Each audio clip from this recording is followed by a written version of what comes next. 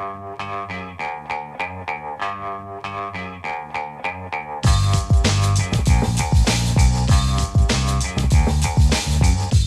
the Brian Lehrer Show on WNYC. Good morning again, everyone. Now we'll get a live and real-time example of an exciting new project from StoryCorps and NPR's Morning Edition.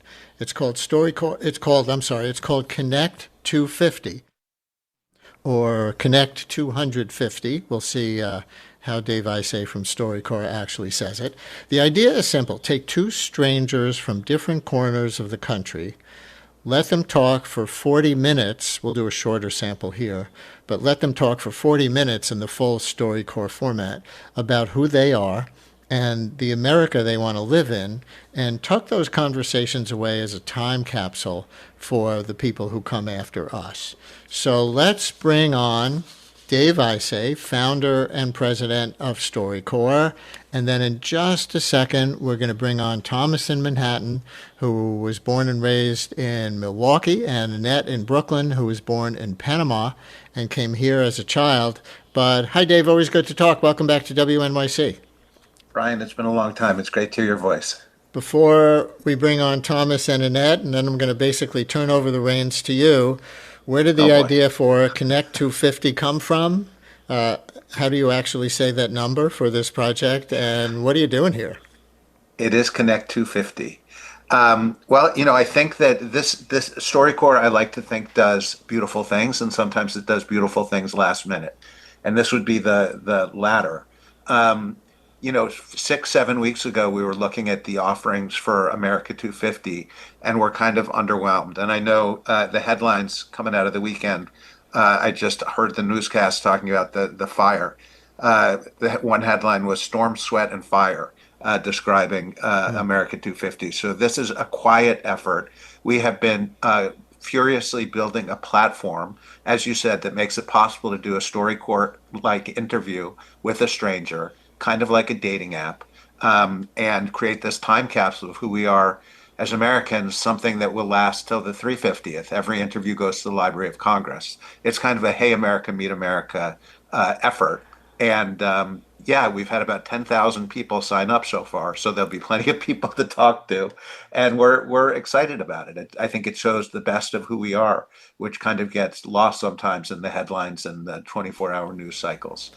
Most of us are just regular people who love our families and care about our friends and do good work, and that's what StoryCorps is about, and that's what this effort is about. That's why Connect 250. It sounds like you hope this is going to be a hedge against polarization.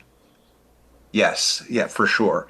I mean, I don't think there aren't many political questions that people talk about. So it's a hedge against polarization only by creating proximity between people. It's just, I was reading this weekend about the stranger on the train phenomena, which is a social psychology term that refers to the fact that oftentimes you'll have more intimate, visceral conversations with a stranger than you will with someone who you know very well. So I think this is an interesting way for us to get to know each other as people. And we also, you've seen all the studies about, neighbors and the fear in the country that we are much less likely to talk to our neighbors than we were 10, 20 years ago. So it's about helping us to get to know each other as a country. All right. Well, as a microcosm of that, let's see how you help Annette in Brooklyn and Thomas in Manhattan get to know each other. Annette, you there? Can you hear me? Yes, hi. I can hear you. Hi, Brian. Hi. Thanks so much for doing this with us. And Thomas, how about you? You there? I am here. Thank you, Brian. Dave Isay, take it away. Okay. Thanks, Brian. Sure. So let's the way that these interviews start is, and the portal opens up tomorrow. It's connect250.org for people who want to sign up. The way it starts is you give a little bit of information about yourself. You give your bio. And as I said, it's like a dating app. You see other people, just their first name, where they live, and their bio, and you choose who you want to talk to. So why don't we start, Thomas? What we're going to do first is each of you is going to give a bio, and then the other person is going to say the bio back to the person, the other one. So Thomas, you're going to say Annette's bio back to Annette, and Annette, you're going to say Thomas's bio back to Thomas. Okay. Just quick bios. Okay. So Thomas, why don't you give us a quick bio? Quick bio. Born in Milwaukee, as noted. Grew up in Milwaukee. Graduated from high school and entered the Jesuit order at 18 years old. Moved around the country to different phases of my training before becoming a priest. Ended up in New York City, Manhattan, Columbia University, Jewish Theological Seminary, and Union Theological Seminary, kind of an ecumenical place.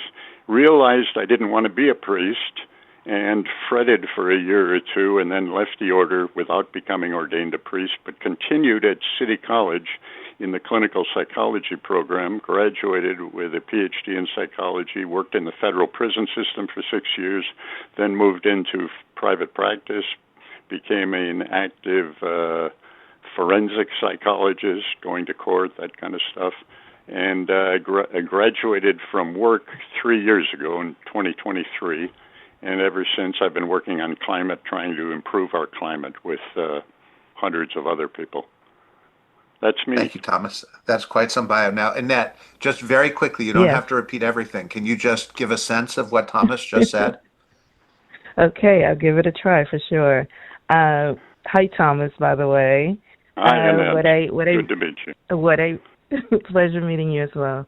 What I received from you is that you were born and raised in Milwaukee, and then you decided to be a priest, so you were part of the Jesuit order, and you moved around quite a lot, and you ended up in New York City, and you went to Columbia University, School of Seminary at Columbia University, and then you never got ordained. It was Woodstock College affiliated with Columbia and Jewish Theological and Union Theological, but it was at Columbia, yes. Yes. And Thomas, it's okay if Annette doesn't get everything perfectly right. Keep going, Annette. You're doing perfectly.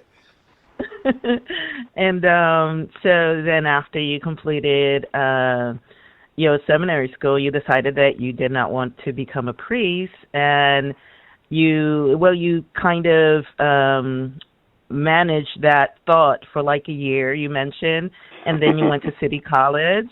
You went to City College, and you got your degree, your graduate degree in clinical psychology, and you work for the prison system. And now you're doing environmental work.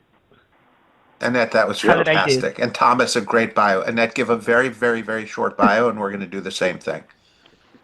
Okay. So I'm Annette, and I was born and raised in Panama City, Panama.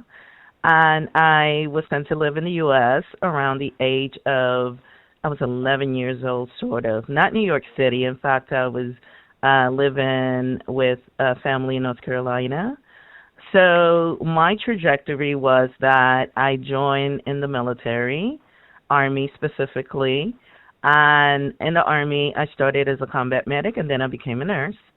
I stayed in the military, and I did 22 years of service. I retired from the military, and then I pivoted into mental health as well. I went to Columbia School of Social Work, coincidentally, and now I'm a psychotherapist. So that's pretty much my bio. I ended up in New York City because I retired from the military at Fort Drum, New York. Thanks, Annette. And Thomas, now. Thank you so much. Thomas, a very quick summary in a couple of lines. Born in Panama City. At 11, you moved to North Carolina. You joined the military as a career. First became a combat medic and then moved on to be a nurse, where you continued for 22 years. Then you shifted to mental health, went to Columbia Social Work, and you are now a psychotherapist. You got to New York by way of Fort Drum. Perfect. Absolutely. Thank you, guys. Thank you so much. Now, normally you guys would be in this platform, and there would be questions flashed for you to ask each other. But I'm going to ask the questions just to make things easier. So I'm going to start with Annette. These are just kind of StoryCorps questions that happen when you're in the portal. So Annette, can you tell me about and because we're on Brian's show, we don't have the full 40 minutes, so we're going to have to do kind of quick answers to these. Annette, can you tell me about someone who's been kindest to you in your life? Okay, thank you. Kindness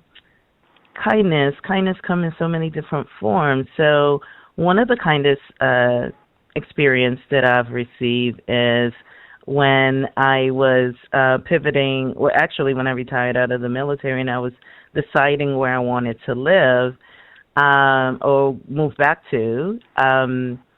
I decided to stay in New York City because it reconnected me back to my culture. As we all know, New York City's got the largest Panamanian population, and during my military service, I felt so disconnected from my culture. So that's actually what brought me to New York City, aside from going to Columbia University. So the person that was the kindest is someone who offered me a place to stay when I was, going through that limbo, and it was a friend of the family. And it gave me an opportunity to pretty much center myself and be able to see things a little bit clearer.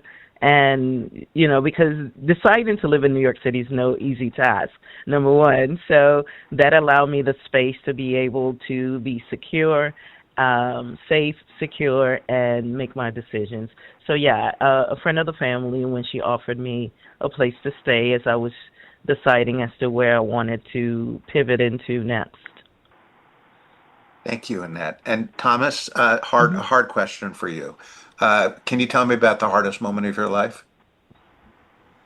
Hardest moment. Or one of them? I would say acknowledging that I didn't want to be a priest, because I had been very successful in the at least external sense during those 13 years, and I was slated as one of the people of the future for the Jesuits. And acknowledging that wasn't my route, it wasn't something I wanted. That's why I said I fretted for 1 or 2 years to decide to leave the order. That was just a painful period for me. I can't name one moment of it, but it was it was difficult. Thank you, Thomas. Annette. Yes. How do you want to be remembered?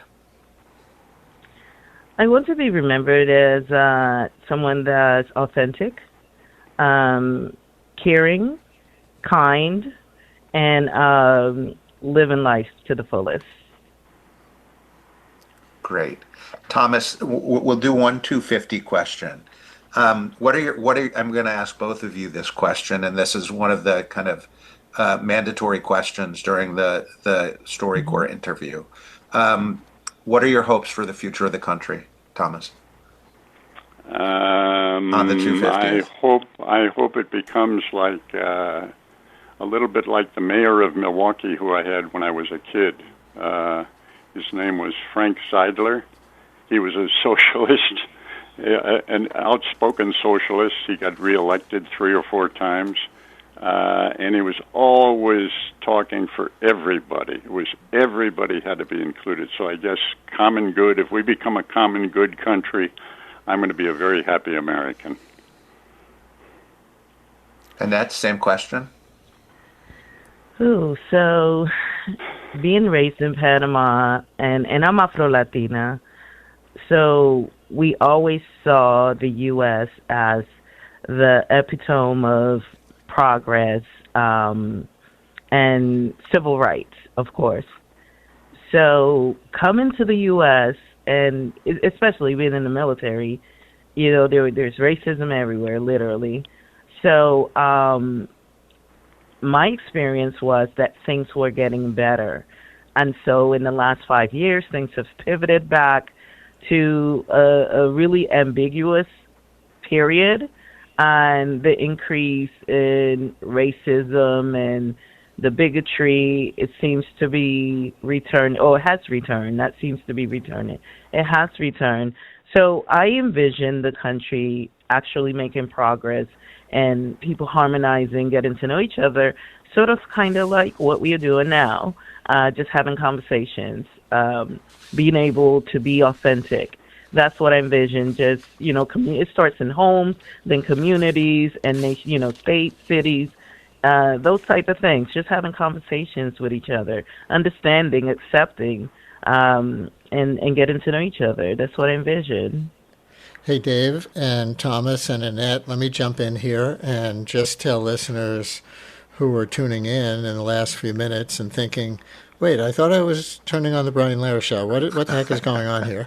That Dave Isay from StoryCorps is here giving us in real time an example of StoryCorps' latest project with NPR's Morning Edition. It's called Connect 250.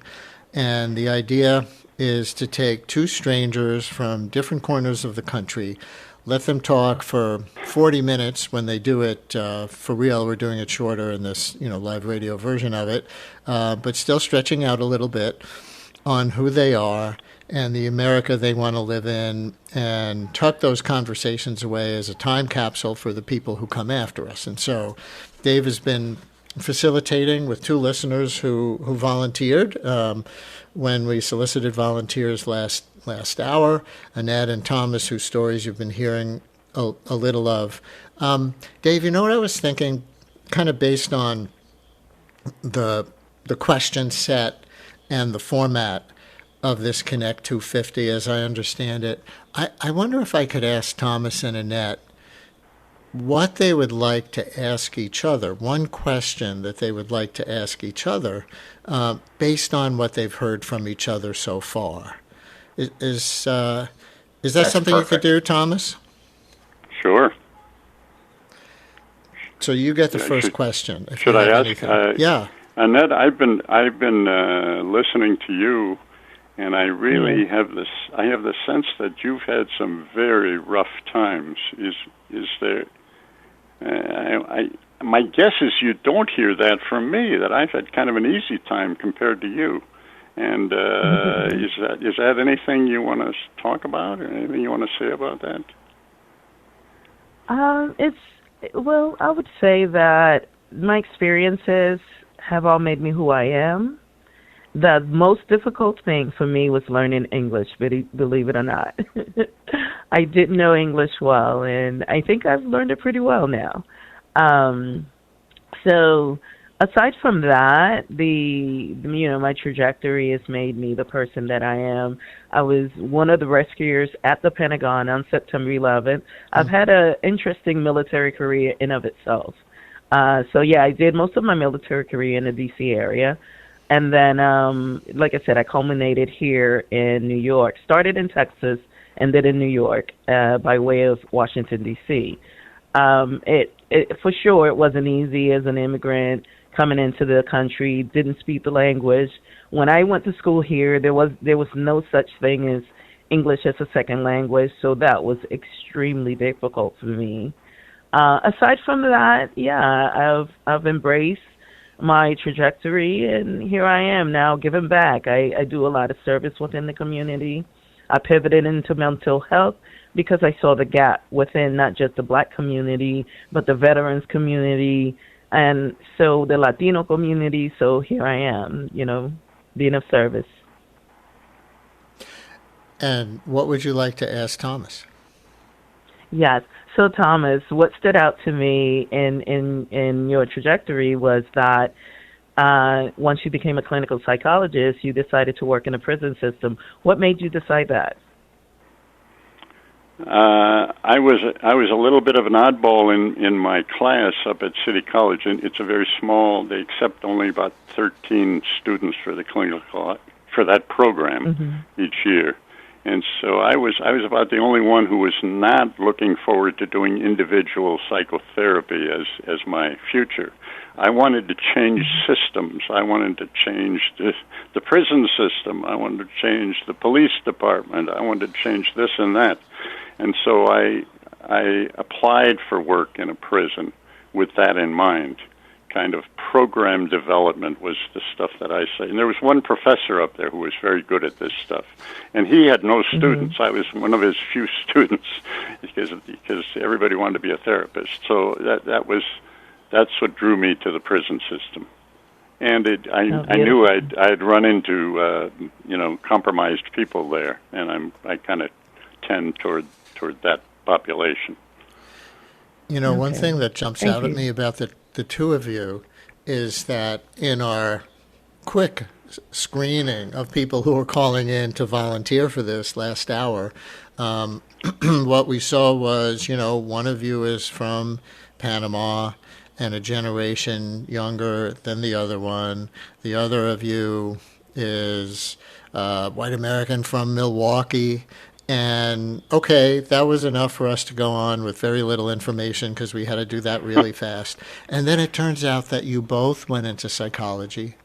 You both, if I heard you correctly, had some contact with Columbia University, even though you started from such different places. And so you never know. Dave, I'll throw this to you first. You never know what kind of commonalities you're gonna wind up hearing about or experiencing, even if you think you're just starting with two very different people from very different backgrounds from the little you might know at first, right? Absolutely. And you always find those commonalities for sure. And we do we do match people on points that they have in common, but you didn't, Brian. So this was just sort of randomly shows how much more we share in common than divides us. Annette, with all the other experiences that you've described, what made you want to turn to something in the psychology field? So prior to me retiring from the military, I retired back in 2013. I was seeing the gap with military members, active duty, who were returning from the various wars and the mental health conditions they were in. So I was very curious. Working in the healthcare system, I've seen a lot of gaps in services with mental health and the stigmas that were attached, especially within the military system. It's not the case anymore now, but during my career it was. And so I had been very curious, and within the trauma experience in my community, the Afro-Latino, the Black community, and all the historic context attached to that, I felt that I could be a conduit to assist people in becoming the best version of themselves. So that's what I just started doing clinical work more recently, to be honest, because I was working within institutions initially. And I was led to just do clinical work. So now I'm actually at work now too. I work one-on-one with clients in a Black area because that's where I feel that there's a great need to be able to heal in men, the epigenetical context of trauma. So yeah, that's really what made me decide to do so. But most importantly, I was able to facilitate my healing because we help each other heal. It's not a singular thing. It's a community thing. It's a, people. So it's not just me assisting and being a service, because even my youngest client is helping me, and I'm receiving also perspective from them. So we are here learning from each other and healing each other. Thomas, compare and contrast. Mm-hmm. As far as what got me into mental health, when I was learning French down at Georgetown University one summer, between classes that I was teaching at a boarding school in Wisconsin, that was during my training. That was during the riots in Detroit, Newark, some in Los Angeles, but mostly was Lindsay the mayor at that time? I don't know, but New York What year did you say? That was 1967. He was the mayor at that time. Yeah, okay. I think he kept the cold water on the city a little bit during that time. But I watched on TV the buildings burning in Detroit and in in Newark, and I said, I'm not going to major in philosophy, which was my major at that point. And at that point, I switched to psychology, I've got to do something about that. And then a group of about 8 of us Jesuits, we all went into different fields. I was psychology, somebody else was economics, somebody else was engineering. We were going to form a community up in Milwaukee to try to help allay some of these tensions within the city. But that's another thing I had to leave, was that planned. I remember when I spoke to the director of the program at City College, he said, "You know what you want to do when you graduate?" Because I was still a Jesuit at the time. He kind of looked at me strangely, like, "What?" Yeah, we were gonna help Milwaukee, the 8 of us. But then I left the order about a year or 2 later, and so much for that. Let me ask you both one last question from the StoryCorps question set, and then we're going to be out of time, and we're going to, just give you such great thanks for doing this. You should see some of the texts that are coming in from people who you've really inspired. One listener writes, "Thomas and Annette, you did great. Thank you for putting yourselves out there, sharing your stories, and for making this Brian Lehrer Show listener feel more connected. And thank you, Dave, I say, for such an inspiring project." And there are more like that. But from the question set, I see that one of the questions is just why you wanted to do this. Like, why did you put yourself out there to talk to a stranger on the radio, or as some will do in the StoryCorps interviews off the air? Thomas, why did you? I have 2 daughters. My younger daughter, for the last 15 years, she put $10 aside twice trying to get me on StoryCorps. We never got it to happen. So as I told your interviewer, I said, I've been wanting to do StoryCorps for 20 years, and this is my chance. And Annette? So mine, it was a lot more sudden. It was just acute. I was driving into work, and I always listen to you, Brian, as I'm driving in. And I heard the background. I heard the solicitation, and I was like, this will be cool to do. It was really just random. And I immediately called. And here I am. I did, once I heard about, because I didn't hear the StoryCorps background fully as I was driving in. And as I hear it, there was the VA had some, maybe not the VA, one of the military organizations had something similar to this in which we told our military trajectory, and it would be sent to the Library of Congress. And I participated about maybe 2 to 3 years ago. So then I'm not sure if it's affiliated with StoryCorps, but it's something very similar. So, and we'll record it. We'll give in this case was my military career trajectory. And so, yeah, but for this show, I was just moved. I said, well, let me try to share my story. You asked for something different. I do have a different background, and I called. Dave, you want to say goodbye to Thomas and Annette in any way you might do in the Connect 250 project, and then tell other listeners how they can get involved. Sure. Well, I wouldn't be on the line with the thousands of people who are doing this, but it takes a lot of courage to have a conversation like this. So I'm very, very grateful that you did this, and it takes twice as much courage to do it on the radio, completely on the spur of the moment. So thanks to you both. You're most welcome, David. Really appreciate it. Go ahead, Annette. I was going to say thank you for providing the space. This was really great, and it was cathartic, being able to share and feel as part of a community, because we are always making community every day. It's an ongoing thing. So thank you for providing the capacity and the space for this. Well, one of the things about radio is it kind of whispers in your ears as opposed to punches you in the face. So I hope it sounds like you had a whisper in the ear moment. True. That's true. And I do hope that others will. Thank you, Annette. Thank you, Thomas. Thank you, Thomas. You can call us again. You can participate at connect250.org. Pre-registration today. The portal opens up tomorrow, and here we go.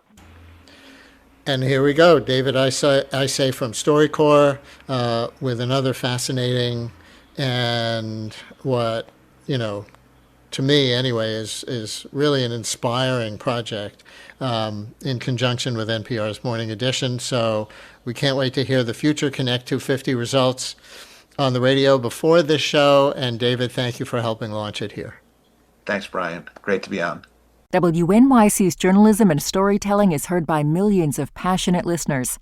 Sponsors of our programming gain our listeners' attention and their respect. Learn about how your organization can support WNYC and WNYC Studios at sponsorship.wnyc.org. The United States is about to mark its 250th anniversary. And so, on the Global Story podcast from the BBC, we're telling surprising tales of American influence on the world stage and in ordinary people's lives all across the globe. We have this ability to export our story, and a lot of people have bought it. I feel like the American dream is alive but not well. From the BBC, it's the United States at 250. Listen wherever you get your podcasts or find us on YouTube.